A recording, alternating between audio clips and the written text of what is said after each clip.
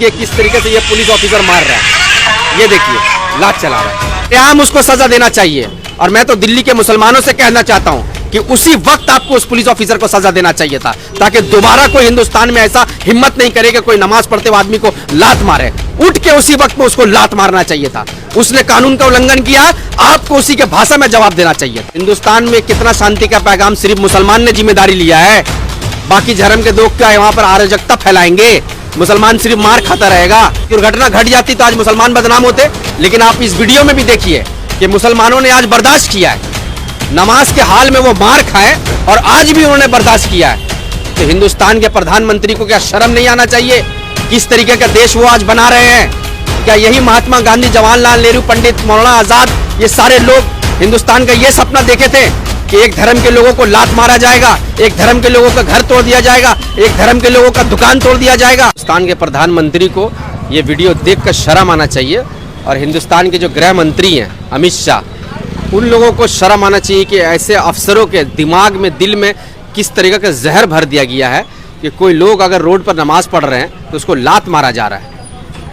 धिक्कार जनाते हैं ऐसे ऑफिसरों के ऊपर में। किस तरीके का आपने सांप्रदायिक एक उन लोगों के ऊपर में जहर भर दिया है कि वो लोग आज इतना पाक इबादत करते हुए, मान लिया कि वो रोड पे इबादत कर रहे हैं, तो आप भी तो रोड में पूजा कर रहे हैं। आप जाके देखिए कलकत्ता के सरजमीन पर देखिए, बंगाल में देखिए या यूपी में देखिए, आप भी तो पंडाल बना के पूजा कर रहे थे, उससे रास्ता हैरेसमेंट नहीं होता है। एक नमाज जो होगी कितने देर के लिए होगी? 2 मिनट 4 मिनट, 2 मिनट 4 मिनट अगर कोई मुसलमान हिंदुस्तान के रोड पर नमाज पढ़ रहा है तो पुलिस ऑफिसर क्या उसको लात मारेंगे? मैं तो उस मुसलमान को तकदीर पर अफसोस कर रहा हूँ कि जिस तरीके से पुलिस ने उसको लात मारा था नमाज पढ़ते हुए, उसी तरीके से वो मुसलमान उठकर पुलिस के गाल पर एक तमाचा जड़ाना चाहिए था, जो हिंदुस्तान के संविधान को जगाने का काम करता। तो आपने वो वीडियो देखा है? बिल्कुल देखा है और देख के ये अफसोस आ रहा है कि रास्ते में एक पुलिस ऑफिसर नमाज पढ़ते हुए आदमी को लात मार रहा है, वो भी दिल्ली जो हिंदुस्तान का कैपिटल है। मतलब वहां के वहां के हवाओं में ये क्या जहर भर दिया गया है कि अगर कोई लड़का या कोई आदमी अगर हिंदुस्तान के सरजमीन पर अगर खुलेआम नमाज पढ़ता है तो उसको नमाज पढ़ने नहीं देंगे? हिंदुस्तान के संविधान तो आपको इसका राइट दे रहा है कि आप अपने रिलीजन को फॉलो कर सकते हैं, आप अपने रिलीजन के हिसाब से इबादत कर सकते हैं। कहाँ हो रहा है ये चीज? तो क्या सरेआम नफरत फैलाने की ये साजिश है? बिना नफरत फैलाए हिंदुस्तान में भारतीय जनता पार्टी आ ही नहीं सकती है। जब तक हिंदू मुसलमान को वो लड़ाएंगे नहीं, वो हिंदुस्तान की हुकूमत पर कभी भी कब्जा नहीं कर सकते हैं।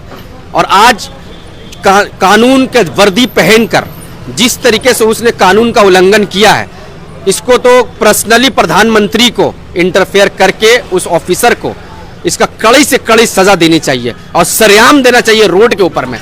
तो आप कैसे उम्मीद कर सकते हैं, जहाँ पर एक तरफ दिल्ली में कई ऐसे घटनाएं हैं जो मुसलमानों को छेड़छाड़ करने की कोशिश की गई, मगर वो सभी लोग आज बरी है और बाकायदा उन्हें सम्मान स्वागत दिया जा रहा है। इस संघी पुलिस अफसर को भी तो स्वागत किया जाएगा, सस्पेंड हो चुके हैं।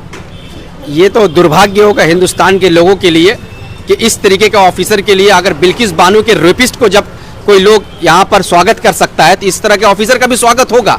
लेकिन जब हिंदुस्तान के प्रधानमंत्री कहते हैं कि 140 करोड़ हमारे देश के जनता है वो उनके लिए काम कर रहे हैं, तो मैं धिक्कार जनाता हूं ऐसे प्रधानमंत्री पर। 140 करोड़ का नाम लेना बंद कर दीजिए आप, और आप सिर्फ अपने 80 करोड़ 90 करोड़ की बात किया कीजिए। हिंदुस्तान में आपने इतना जहर भर दिया है कि ऑफिसर से लेके जज तक, आज कलकत्ता हाईकोर्ट के जज जो हैं अभिजीत गांगुली, वो आज भारतीय जनता पार्टी ज्वाइन की है। तो आप सोचिए कि जब तक वो जज बने रहे होंगे किस तरीके से उन्होंने संप्रदाय के हिसाब से उन्होंने फैसला दिया होगा। उस जज के ऊपर भी कार्रवाई होनी चाहिए कि जितना फैसला उन्होंने आज तक दिया उस सब फैसला को फिर से उसको जांच करके उस जज का इंक्वायरी करना चाहिए। मगर पुलिस अफसर तो सस्पेंड हो गए ना, फिर किस बात की जो है इतनी लड़ाई चली? मतलब कि आप किसी के धर्म पे घुसकर उसको लात मारे और आप उसको सस्पेंड कर दें? सरेआम उसको सजा देना चाहिए। और मैं तो दिल्ली के मुसलमानों से कहना चाहता हूं कि उसी वक्त आपको उस पुलिस ऑफिसर को सजा देना चाहिए था, ताकि दोबारा कोई हिंदुस्तान में ऐसा हिम्मत नहीं करे कि कोई नमाज पढ़ते हुए आदमी को लात मारे। उठ के उसी वक्त में उसको लात मारना चाहिए था। उसने कानून का उल्लंघन किया, आपको उसी के भाषा में जवाब देना चाहिए था। तो आप लोगों को उकसाने का कोशिश कर रहे हैं, आप तो शांति का पैगाम देना चाहिए था। कानून व्यवस्था तो काम कर रही है ना, सस्पेंड हुआ ना वो पुलिस अफसर। हिंदुस्तान में कितना शांति का पैगाम सिर्फ मुसलमान ने जिम्मेदारी लिया है, बाकी धर्म के लोग क्या वहां पर अराजकता फैलाएंगे, मुसलमान सिर्फ मार खाता रहेगा। कन्याकुमारी से लेकर कश्मीर तक किसके ऊपर में हिंदुस्तान में जुल्म हो रहा है? आज उत्तर काशी में जो लेबर फंसे थे टनल में, 42 लेबर को किसने निकाला था? आज हुसैन हसनैन बोल के जो इंजीनियर थे, उन्होंने अपने निगरानी में ऑफिसर को वहां पर जो टनल में फंसे हुए थे उसको निकाला था। आज उसके घर को उत्तराखंड में तोड़ दिया गया। ये सिला दे रहे हैं आप? हिंदुस्तान के मुसलमान के सिर्फ अमन फैलाने का ठेकेदारी लेकर रखे हैं। हिंदुस्तान के मुसलमान ने आजादी से पहले और आजादी के बाद तक हिंदुस्तान की तरक्की के लिए बात किया, अमन और एकता के लिए बात किया। बाबरी मस्जिद का जब फैसला आया तो हिंदुस्तान के मुसलमानों ने एक्सेप्ट किया कि नहीं चलो ठीक है, एक झगड़ा अगर हट रहा है तो हट जाने दो। लेकिन हर दिन कोई ना कोई कांड, हर दिन मुसलमानों को मारा जा रहा है, हर दिन मुसलमानों के घर को तोड़ दिया जा रहा है। कब तक बर्दाश्त करेंगे ये लोग? ये जा रहा है, एक पक्ष कह रहा है कि शेर आया और लात मार के गया।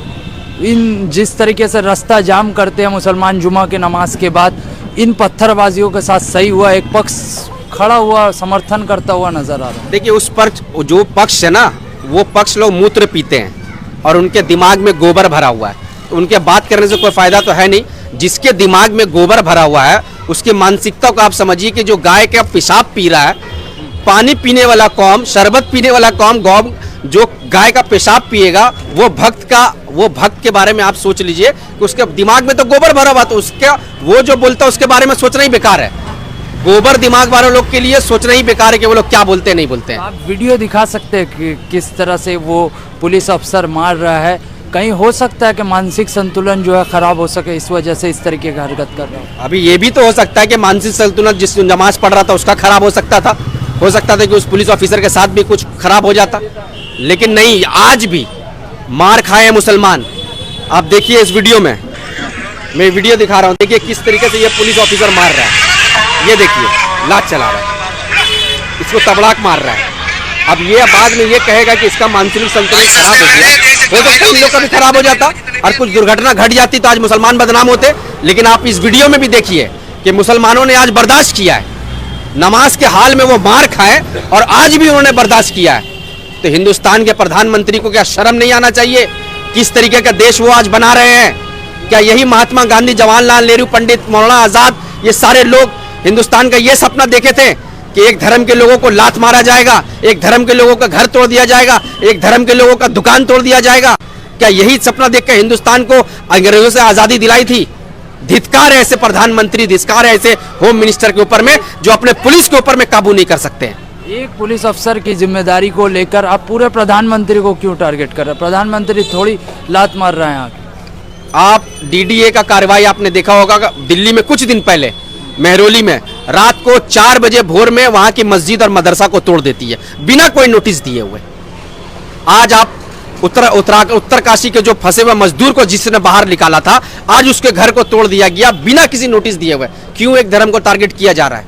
हिंदुस्तान के संविधान को हम लोगों को यह अधिकार देता है कि आजादी से हिंदुस्तान में हम रह सकते हैं। हिंदुस्तान जब आजाद हुआ तो हिंदू, मुसलमान, सिख, ईसाई का नारा महात्मा गांधी ने देकर हम लोगों को यह अधिकार दिया कि तुम हिंदुस्तान में रहना चाहते हो तो रह सकते हो, जो नहीं रहना चाहता वो पाकिस्तान चला जाता। हम लोगों ने बाई चॉइस हिंदुस्तान में है, बाई बर्थ नहीं, बाई चॉइस हम लोगों ने चुना कि हमारी हिंदुस्तान की मिट्टी, जहां जिस मिट्टी में गरीब नवाज लेटे हैं, उस मिट्टी में हम लोग रहना पसंद करते हैं। और अब जीते जी हिंदुस्तान के साथ वफादारी करते हैं और मरने के बाद भी हिंदुस्तान के सरजमीन में हम लोग दफन होते हैं। तो क्या लगता है वहाँ पे मुसलमानों को क्या करना चाहिए था? मुसलमानों ने अपने शांतिप्रिय तरीके से दिखाया और जिस तरह से कदम उठाया काबिल तारीफ थी। आप कह रहे हैं कि उसी वक्त थप्पड़ जड़ देना चाहिए। ये तो काबिल तारीफ है, ये तो हम इतना दूर में है कलकत्ते में, ये मेरा खून खौल रहा है देखकर। लेकिन वहाँ के मुसलमानों ने बर्दाश्त किया है, कानून को अपने हाथ में नहीं लिया है। लेकिन कब तक बर्दाश्त करेंगे? क्या मैं हिंदुस्तान के प्रधानमंत्री से नहीं पूछूं कि हम लोगों का क्या अधिकार है? मार खाने का है, या हमारे घर को तोड़ देने का है, या हमें नौकरी से बाहर कर देने का है? कब तक? एक डेडलाइन दे दीजिए कि तुमको इतना तक बर्दाश्त करना पड़ेगा। ये करते रहें क्या? कब हिंदुस्तान जब चलेगा तो वो संविधान से चलेगा ना, कि आरएसएस के हेडक्वार्टर से चलेगा? हिंदुस्तान में अगर हिंदुस्तान के मुसलमान भारतीय जनता पार्टी का विरोध करते हैं तो इसलिए करते हैं कि वो संविधान से हिंदुस्तान को नहीं चलाना चाहते, और इस बात का उनको मिर्चा लगता है।